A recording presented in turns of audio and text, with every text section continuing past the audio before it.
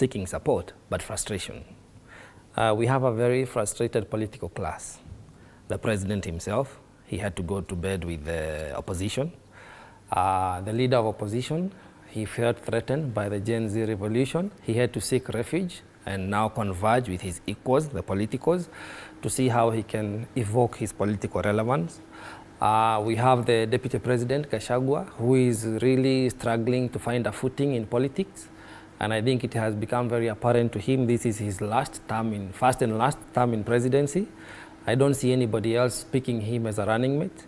Neither do I see him running for president. So this ends in 2027 for him.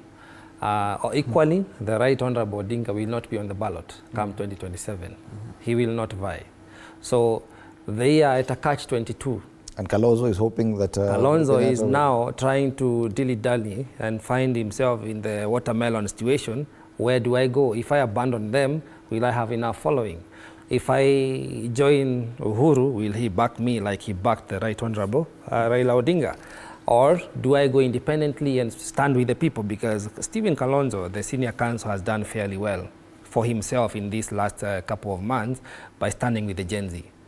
If he does not waver in terms of yielding to the Azimio or whatever, the ODM rather, pressure, he still has a better standing. And I would wish this one time he just seeks the grace from the people and not from support from the other people. Okay. Now, when it comes to the retired president, Uhuru Kenyatta, we say it loudly, amalize aende.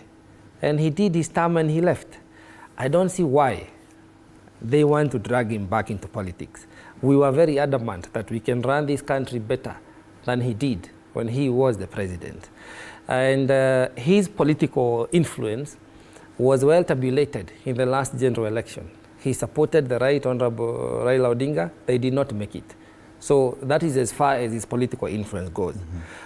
I think for now, they are all trying, they are afraid that if Uhuru does not join their camp, he may join somebody else come 2027, because he still has a vote. So Uhuru will be a key factor in 2027. Is that what you're saying? He has some influence, let's agree. You know, we give credit where it's due. He can mobilize at least 1 million votes in the country, that much, according to my analysis. Now, the greatest threat to this whole political class right now is Jimmy Wanjigi. The one person they're trying to tame because he's coming out to answer the economic question. Them just still struggling with a political answer to a socio-economic question, which they cannot understand. But Jimmy Wanjigi is coming out clearly and saying, as a country, this is a direction to go with debts, with revenue collection, and position ourselves for posterity as a nation. Okay. Now, interestingly, Jimmy Wanjigi's name is not being dragged into any of this affiliation because he's now on the other side. He's left the group, he's standalone, he's charting his own path. Now, I wonder what the deputy president has to gain from evoking the name of Uhuru, who was an opponent in the last general election. Okay. Would the president allow the former president, Uhuru Kenyatta, into government in whatever capacity, you know, whether directly or indirectly? I do not think so. And then you look at the administration we are having. Already we are losing the party. The UDA party is in shambles, you know,